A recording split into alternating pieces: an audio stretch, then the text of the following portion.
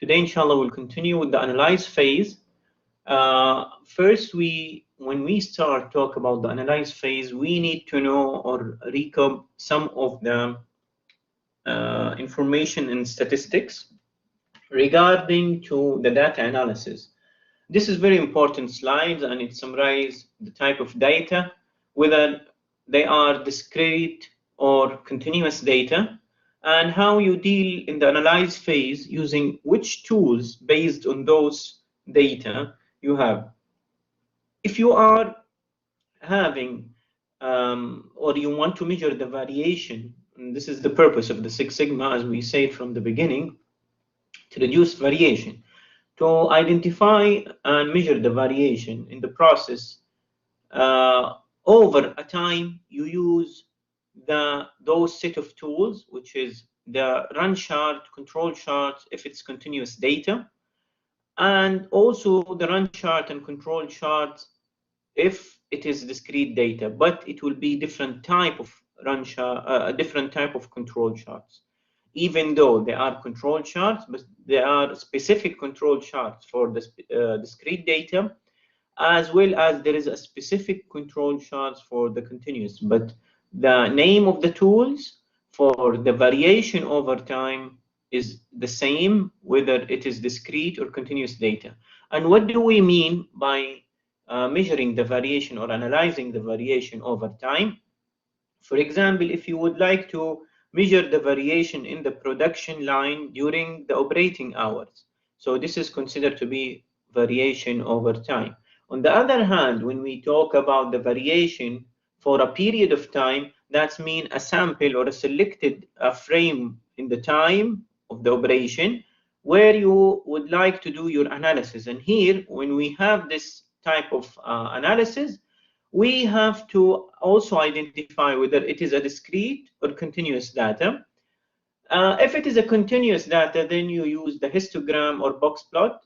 If it is a discrete data, then you use bar chart, pie chart, or Pareto chart.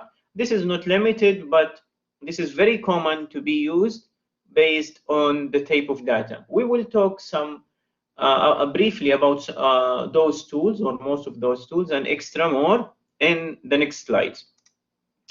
The bar chart, it is used when we have, as you go back to this slide, and as I said, this slide is very important. When you see the bar diagram or the bar chart, it is fall under a variation of a period of time under the discrete data. And that's why you see the representation, it is a number or counts, is not continuous data. There is always a confusion for students when they distinguish or compare between the bar diagram or bar chart, they call it, and the histogram. There is a difference between them, even though they look the same, but the histogram, it is for continuous data, as you can see, and the bar chart or the bar diagram, it is for a discrete data, which is representing the number of counts in the time frame. Another diagram representing the discrete data or attribute data, both the same mean. It is the pie chart, and I believe most of you are familiar with the pie chart, which shows the relation among the quantities or among the factor or the variable, dividing in a pie shape using the percentage of 100 divided among the variables or factors. Additional tool that used for a discrete, which is a Pareto chart. And in the Pareto, it is very important tool, and it is commonly used in the Six Sigma, along with the Pareto principle or Pareto rule. There is a difference between the Pareto chart and the Pareto rule, even though they come together in terms of the name, but you can do Pareto chart without applying the Pareto rule. What is the Pareto chart? It is a vertical bar graph, similar to the bar chart. For the data, shows the observations of the data. It is for also the attribute and discrete data. And what is the difference here? And when we talk about the Pareto rule, which is named after the scientist who has this theory called 80-20 rule, which is the Pareto rule, 80-20 rule. What does it mean? It means 80% of the results will come from just 20% of the action. What does that mean? An example, 20% of the workers produce 80% of the results. Also, if you are assigned to do a presentation or a project like what you are going to do for this course, and you assigned 1 hour, 100 hours working to perform or to build this presentation. The 20 hours, especially for the beginning, 20 hours that you will spend, it will reflect on the 80% of the presentation, which means 80% of the presentation will be done in the 20 hours out of the 100. Now, this rule doesn't mean specifically 20 hours and 80 hours or 20% and 80, and doesn't mean there is a 30 and 70 and so on. But it shows that the amount of effort you put, usually a portion of that effort will contribute to the result and the remaining considered to be a waste. So when they apply the Pareto chart and look for causes and look for analyzing the data, they look, for example, here in the first two parts or two bars here, when the cumulative of 80% of results being found, and that will resolve the problem considering only two factors, which is A and B. So if you focus on only A and B, you are going to solve 80% of the problem. So this is the Pareto chart, one of the other tools in the analyze, when you analyze a data in the Six Sigma. The histogram, it is similar to the bar chart or bar diagram, and it is the difference only, it is for a continuous data instead of attribute data. The run chart, this is when we go back to the tree where is all the data branches. The run chart and the control charts fall under the green boxes here on the right side when the variation is measured over the time for over the operating hours in the production line or the service industry. So you use run chart or control charts. Again, some people confuse between run charts and control charts because they look similar in terms of the horizontal and vertical and data scattered in the middle. What is the difference between run chart and the control chart? The run chart identifies the patterns and trends in the process, but doesn't have upper control limit, doesn't have lower control limit, doesn't have center line. It is just plotting the data to show the trends. As when I'm presenting the stock market of the day, when you see the closing time for the week or for the day, if you are looking for the temperature for a month in a city, you will see it also scattered over the time, morning, afternoon, night, the next day, morning, afternoon, night, and so on. It is just a scattered or pattern of data on the time horizontal and the measurements or the reads in the vertical line.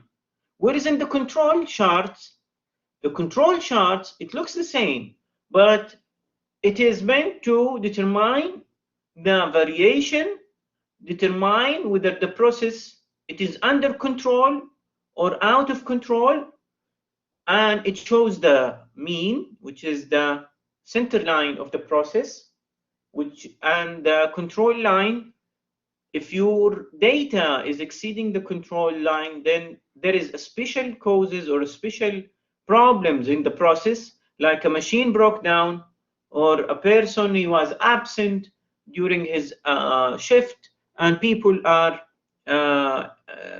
making lines in front of the window, and the delays been increasing rapidly.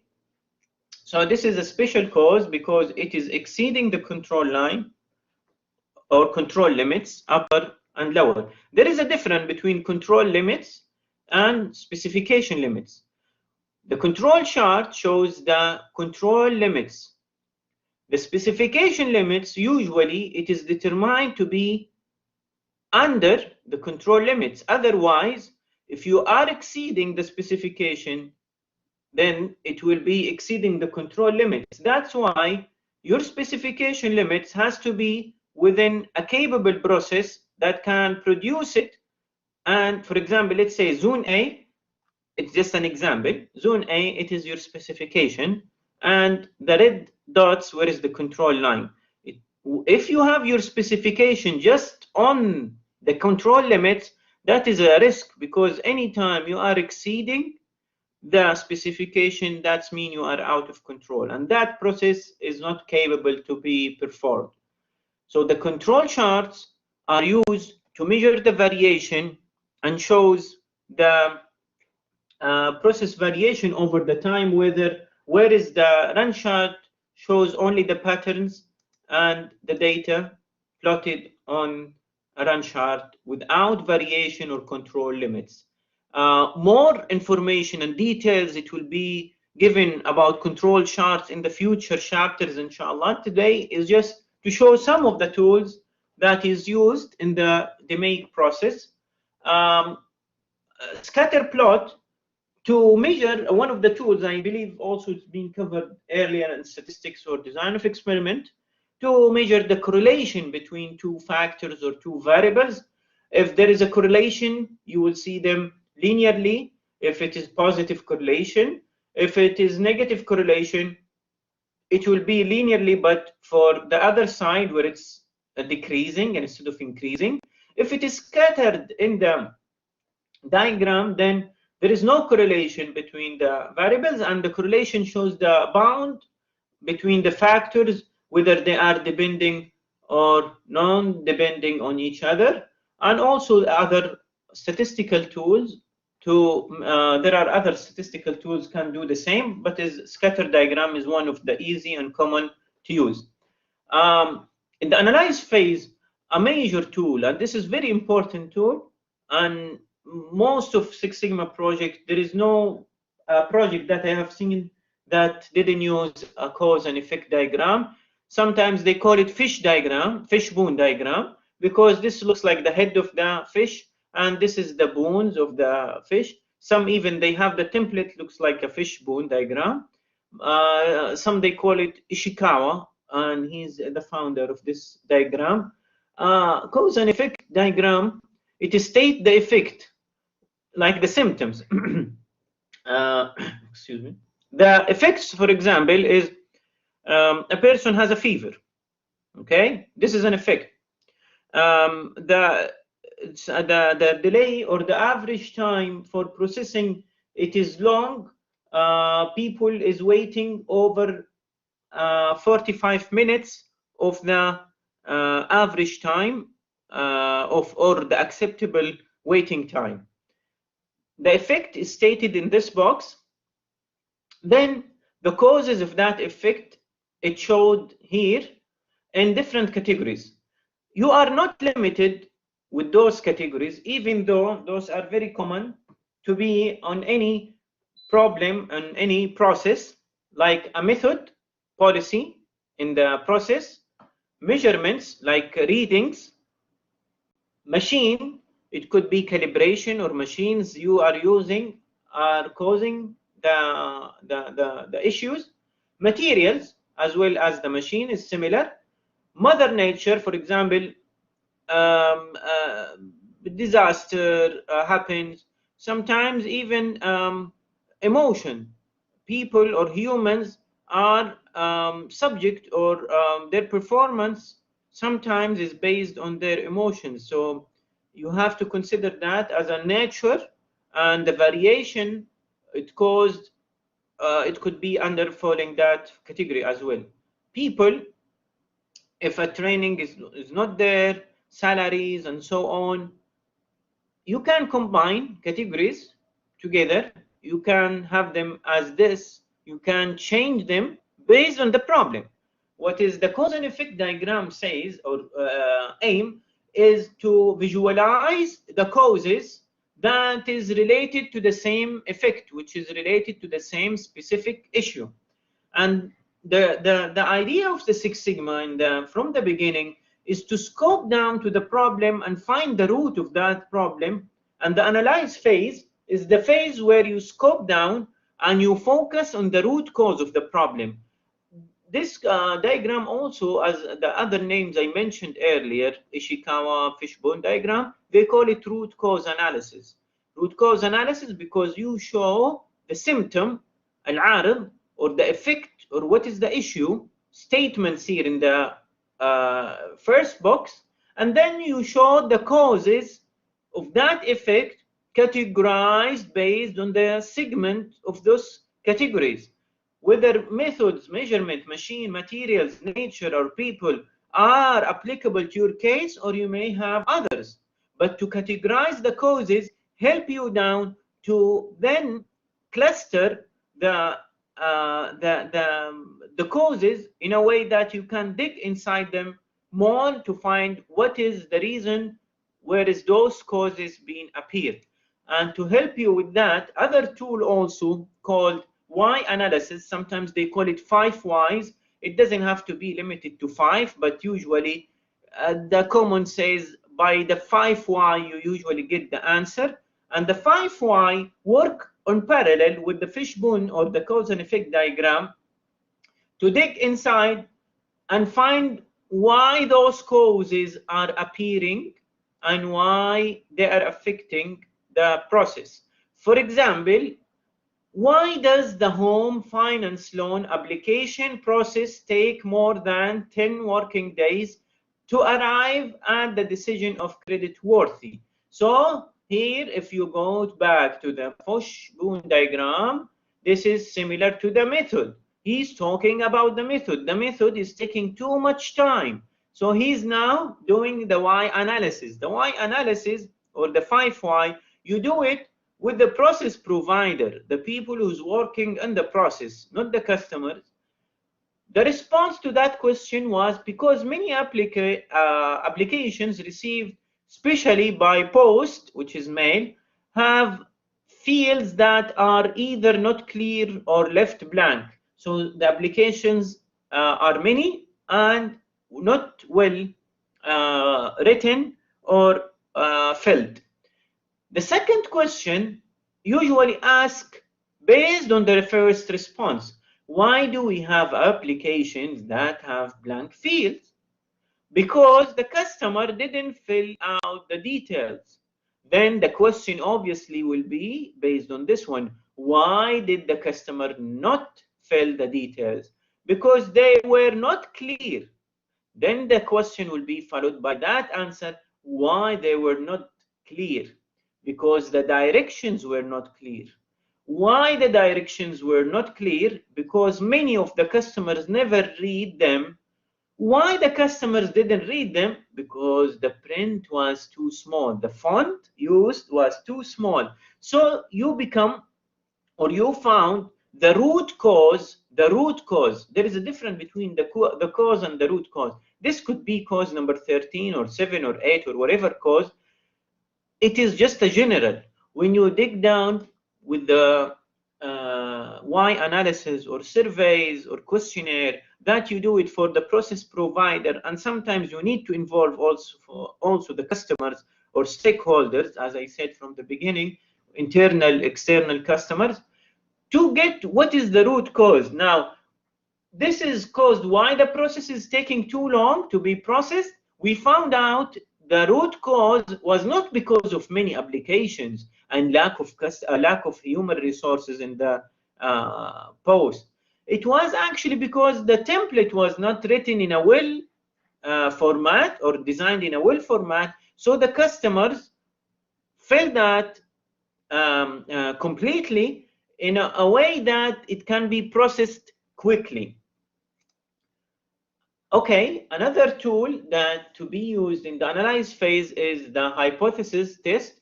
I believe the hypothesis test is being covered in statistics as well as in the design of experiment.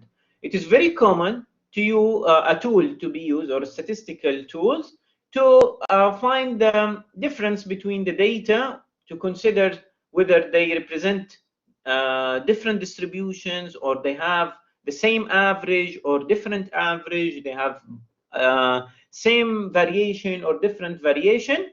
If it is a continuous data, definitely the average and the variation is the check.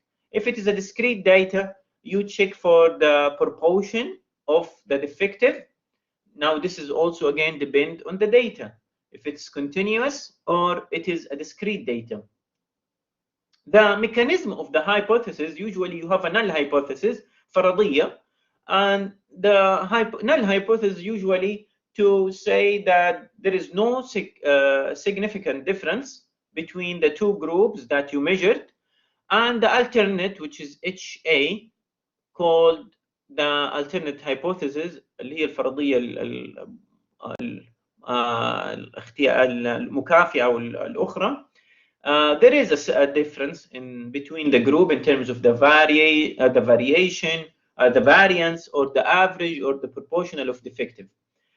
Usually you put those in a test and then you get the result and make sure that or to do diagnose whether the null hypothesis or the alternative hypothesis were correct.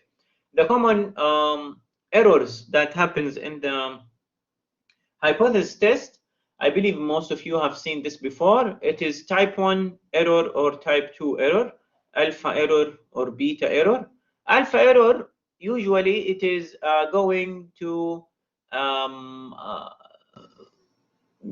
it says the error of type 1, it is going to say that the HA or the alternative hypothesis, it is yes, it is correct, and the null hypothesis, it is not correct. For the type 2 error, which is usually the truth is the H alternative or the hypothesis for the alternative is correct, and you make the judgment for the process that the H naught is the one correct. I believe here there is a spelling mistake, that's why it needs to be corrected for type 2 error and type 1 error, because when you reject the H naught, when you reject the H naught and the H naught is true, that is the type 1 error. And when you fail to reject H naught, when H naught is false, that is the type 2 error. It has to be corrected. So I will correct this slide here so there is no confusion to you when you conduct the analysis. Anyway, that also will be discussed in the future chapter with examples. This is one only of the tools that is used for the analysis or the analyze phase. The improve phase, it is a unique phase in the Six Sigma. And the reason for that, the improve phase is not limited to a certain set of toolbox that is like you are pulling from bar chart, control charts, like in the analyze or measure phases. In the improve phase, and this is the unique about the Six Sigma, it can carry all the methods that can improve the process. Even now, as IE students, you are learning facility planning.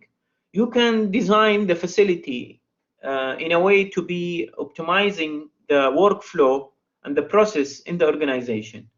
and that can be an improved process or improved tool.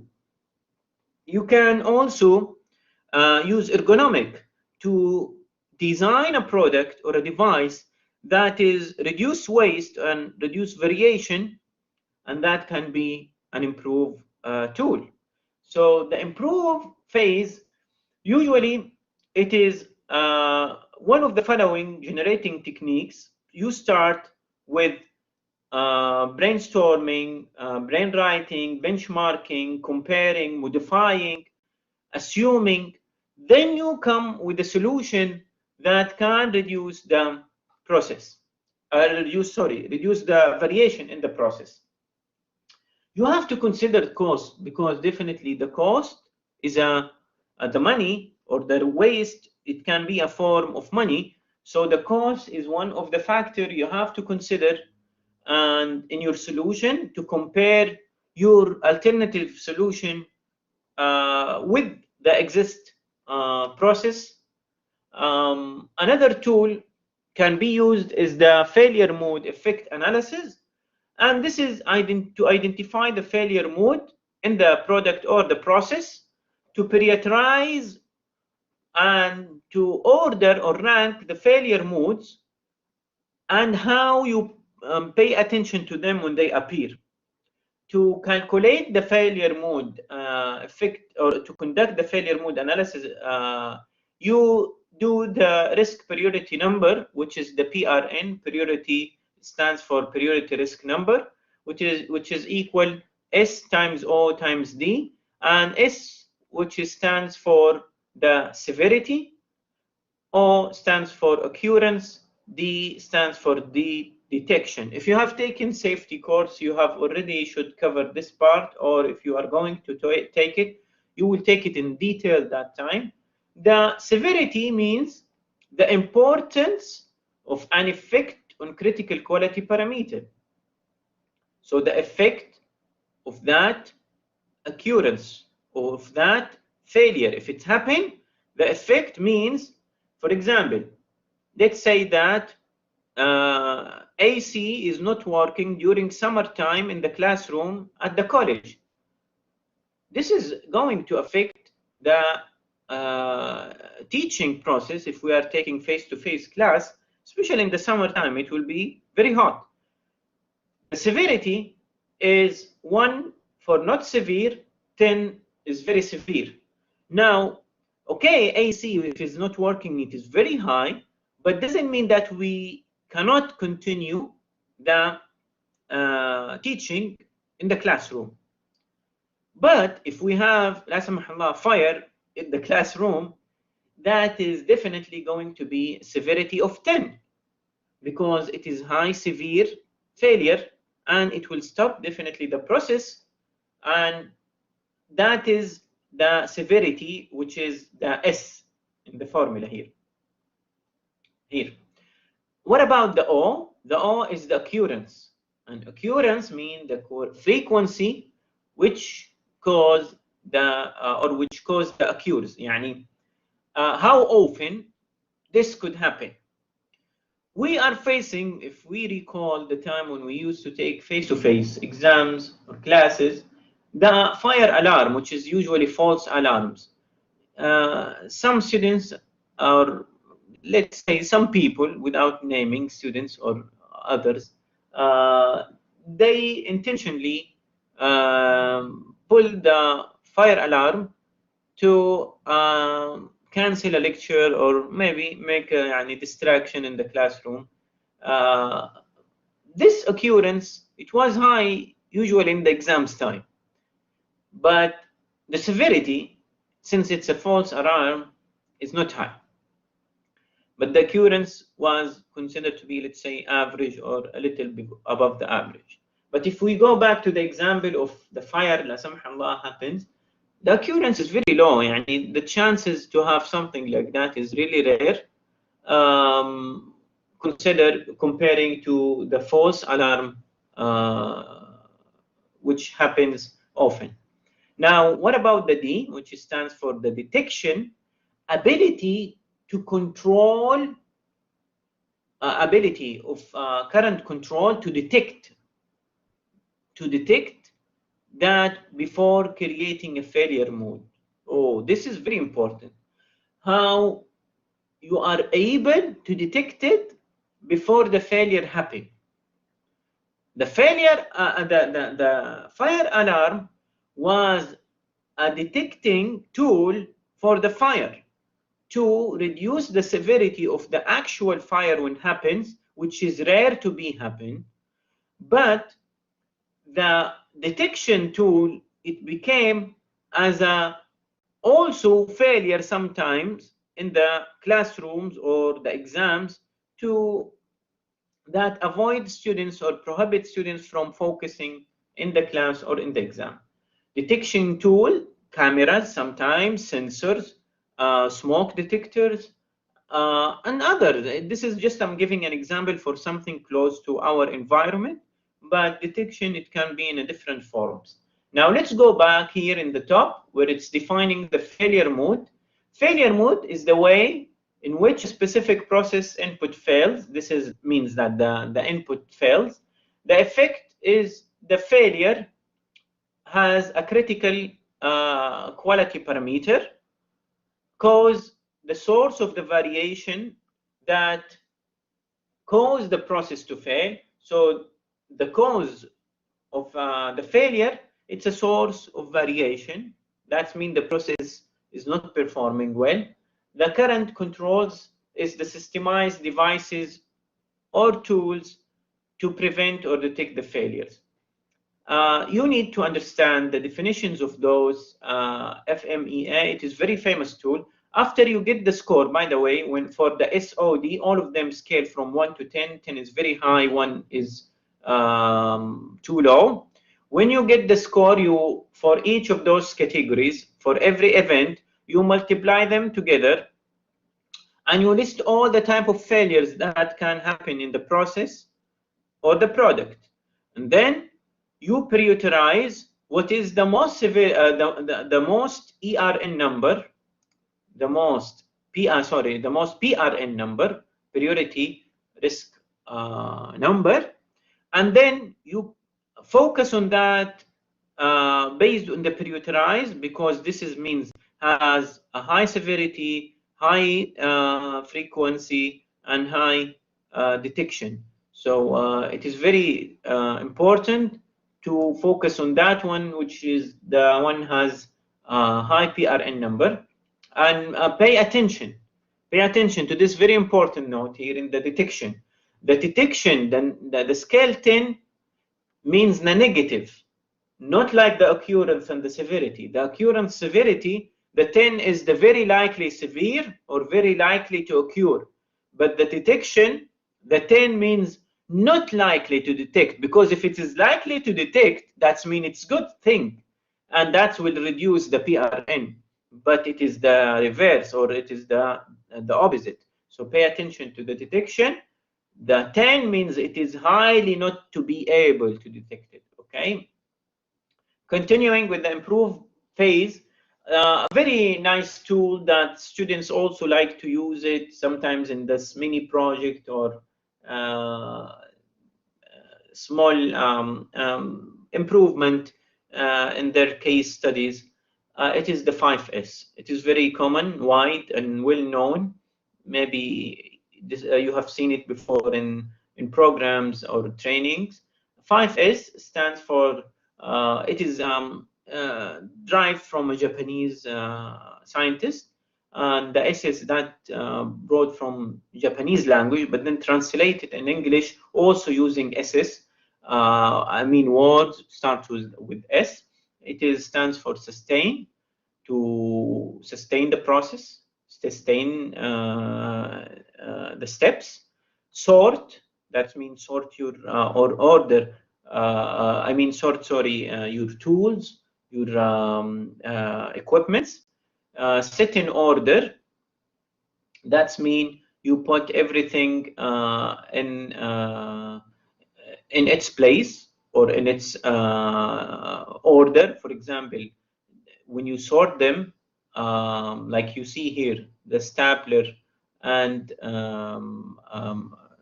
the الخرامة هذه hole maker, and the batteries, you are not sorting the same category.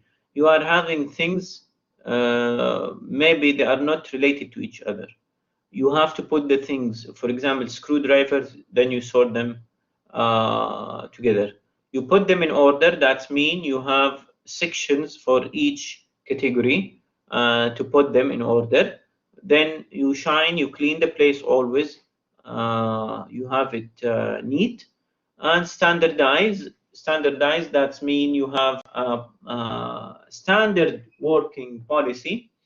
Sometimes you have seen in the manufacturing, they have yellow strips on the floor, whereas those places when only laborers who's working in that environment or in that space to be there, you are not permitted to be there. Standardize the space, standardize the desk or the working area or the work floor. So the 5S, basically it's about systemizing the process and put everything in order. If you, this is an example only in the office, but if you put 5S examples, you will see many pictures, and the pictures will explain it better than any words. You will see it here. So this is one of the improve phase. It could happen in the organization to improve their process and reduce variation. Also, one of the process, one of the improved phase tools is the process capability, and the process capability is going to be discussed also later, is to make sure or calculate the index of the process capability to verify and validate whether the process capable to perform or its need adjustment.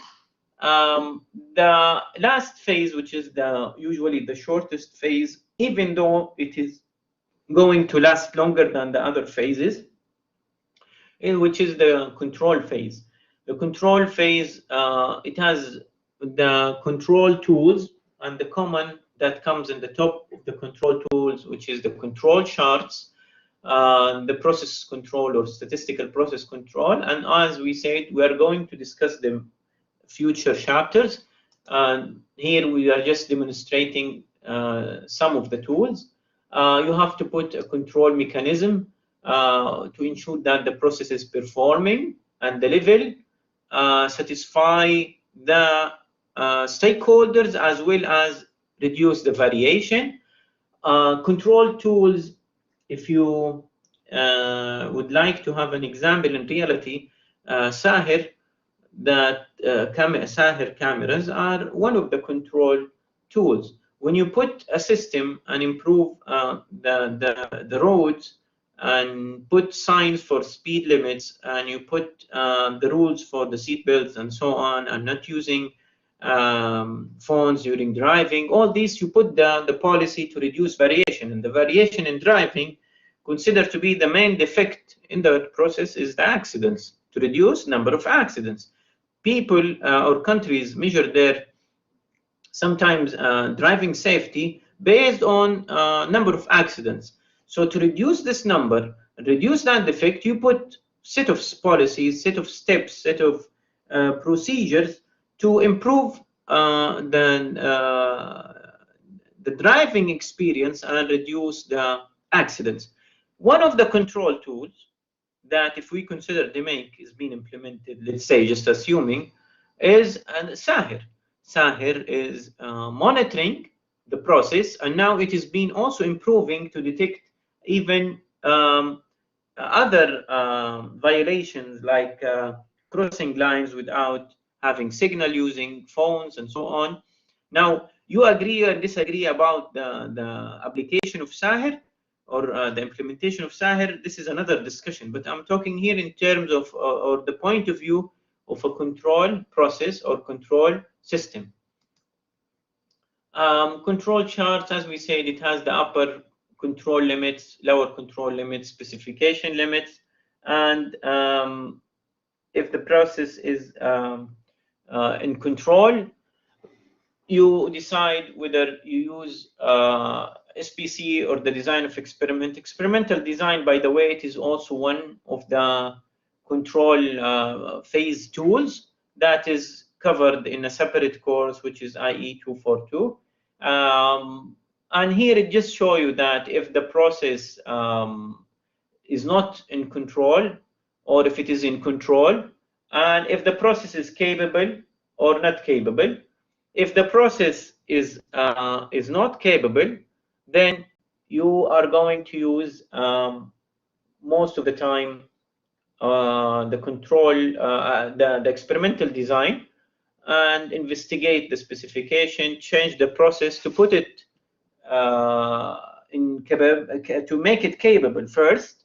Then you use the control charts. So control charts are not used if the process is not capable. If your process is not capable, how I'm going to monitor it? Why I'm going to waste the time to monitor it? Is not capable mean my specification limits and the control limits are not well determined. There is something, as I said, it could be the control limits and the specification limits are aligned to each other. Then every time you are hitting the control limits, you are hitting the specification limits, and so on. So you have to make sure that your process is capable before you make the control charts implementation. Your specification should carry the control limits. So otherwise, anytime you exceed the control limits, that means you are exceeding the specification limits. All those, it will be, as I said, further explained in the future chapters when we come to the control charts. Here is demonstrating the tool, why we use it, when we use it, it's falling under which phase. As I said, from the beginning, the textbook chapter was not even, when you go to the PDF file I uploaded, you will not find the amount of information as it's stated here. Here it will help you more to identify the tool and set of tools. I will upload this file, inshallah, by tonight on the Edmodo. So it will be your reference for the chapter 2. And the textbook, it will be extra reference, is not contradicting with what we give here, but here is more information. Also, I will demonstrate to you a summary for the Six Sigma. It's very useful summary. In 2 pages, summarize all the make process with the main activity. This is very useful, handy, you can have it close to you.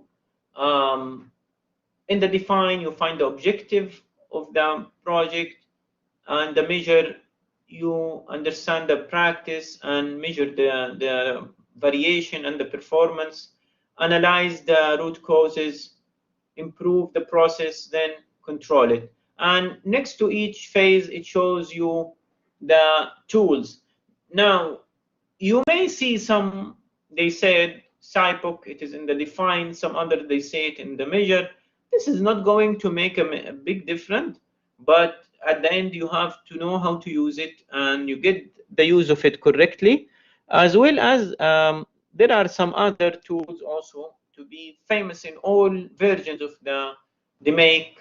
They agreed that the project charter, it has to be in the define because it's like the contract of the project, as well as the team charter template, voice of customers, control charts. Usually you see them here, it never goes. It can be appear in different, in the measure phase and the control, because also in the measure phase, some people, they use the control charts to measure, but also in the control phase to control the process. In the second page, it shows you techniques, that is, or a demonstration for those tools for every step of the demake. I will post this to have it handy and next to you. Also, there is another summary,